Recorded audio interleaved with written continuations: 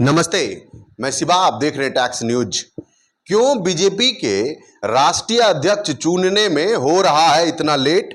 क्या बीजेपी और आरएसएस की आपस में बात नहीं बन रही है, या फिर बीजेपी और आरएसएस का जो मतभेद है वो काफी ज्यादा बढ़ चुका है? आपको बताते चले, ये जो राष्ट्रीय अध्यक्ष की चुनाव है, ये राष्ट्रीय अध्यक्ष की चुनाव नहीं है, ये वो चुनाव है जिससे 2029 के प्रधानमंत्री फेस बनने में उस व्यक्ति को आसान होगा जिस व्यक्ति के पक्ष का ये राष्ट्रीय अध्यक्ष होगा।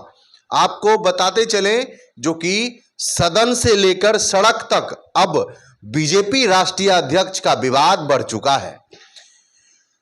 कुछ लोग पक्ष में बोल रहे हैं तो कुछ लोग विपक्ष में बोल रहे हैं। संसद में आपने देखा होगा, समाजवादी पार्टी के मुखिया अखिलेश प्रसाद यादव ने कैसे भारत के गृह मंत्री अमित शाह जी को कहा, जो कि आखिरकार बीजेपी इतनी बड़ी पार्टी होने के बाद कैसे अपने राष्ट्रीय अध्यक्ष चुनने में इतनी टाइम लग रहा है, इतनी असमर्थ हैं जो कि वो अपना राष्ट्रीय अध्यक्ष नहीं चुन पा रहे हैं।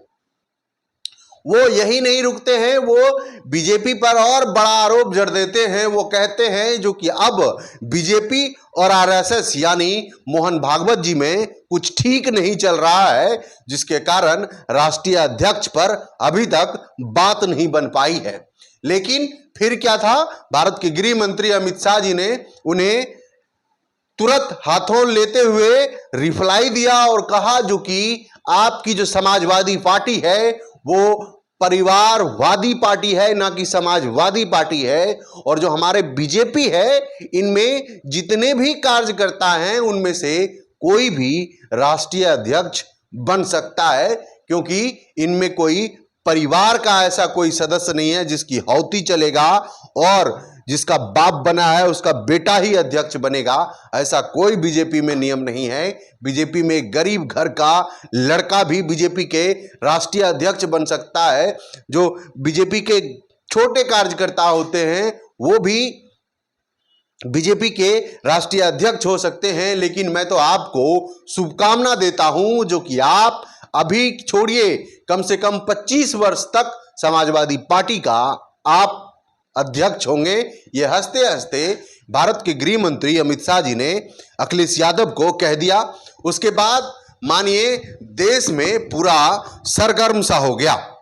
इस बात से इतनी हलक उठी जो कि बात यहां तक हो गई, जो अब बीजेपी को लीड करने का वो सक्षम मनुष्य नहीं मिल रहा है जो बीजेपी पार्टी को लीड कर सके। नहीं तो ऐसा क्या कारण हो गया जो कि इतने टाइम लग गए? ये बीजेपी के साथ पहली बार हुआ है जो कि इतने टाइम होने के बाद भी वो अपने राष्ट्रीय अध्यक्ष का चुनाव नहीं कर पा रहे। क्या वाकई में आरएसएस के साथ बीजेपी पार्टी का कुछ जो तालमेल है वो ठीक नहीं है? क्योंककि आपने देखा होगा जो कि प्रधानमंत्री मोदी जी भी नागपुर पहुंचते हैं, उसके बाद हैदराबाद में भी मीटिंग होती है, फिर क्या कहते हैं अपना, उसके बाद फिर और 2-4 जगह बड़े बड़े मीटिंग होते हैं जिसमें आरएसएस के प्रमुख मोहन भागवत जी भी होते हैं। लेकिन इसमें सबसे बड़ी बात यही निकल कर आ रही है जो कि अगर आपको राष्ट्रीय अध्यक्ष बनाना है तो आप अपने मन से मत बनाइए, आपको आरएसएस से भी सहमति लेनी पड़ेगी, क्योंकि आरएसएस आपको बहुत बड़ा सहयोग देता है। अगर आप ये मानते हैं जो कि हम कोई भी चीज की निर्णय ले रहे हैं उसमें आरएसएस की सहमति की जरूरत नहीं है, तो फिर ये गलत हो सकता है। बड़ा और सोचनीय वाली बात यह है जो कि आरएसएस का कहना यह है, बीजेपी ने जितने भी अभी तक नाम दिए हैं आरएसएस के संघ प्रमुख मोहन भागवत जी को, वो उन्हें समझ में नहीं आ रहा है जो कि ये लीडर बीजेपी के राष्ट्रीय अध्यक्ष बनने के लायक ही नहीं है। वो मानिए तो फिर से जो खबर चल रही है वो ये है जो कि नितिन गडकरी साहब जो अभी पीडब्ल्यूडी मंत्री हैं, उनके नाम का चर्चा फिर से पूरा जोर पकड़ लिए हैं पूरे देश में, जो कि नितिन गडकरी साहब फिर से बीजेपी के राष्ट्रीय अध्यक्ष बन सकते हैं।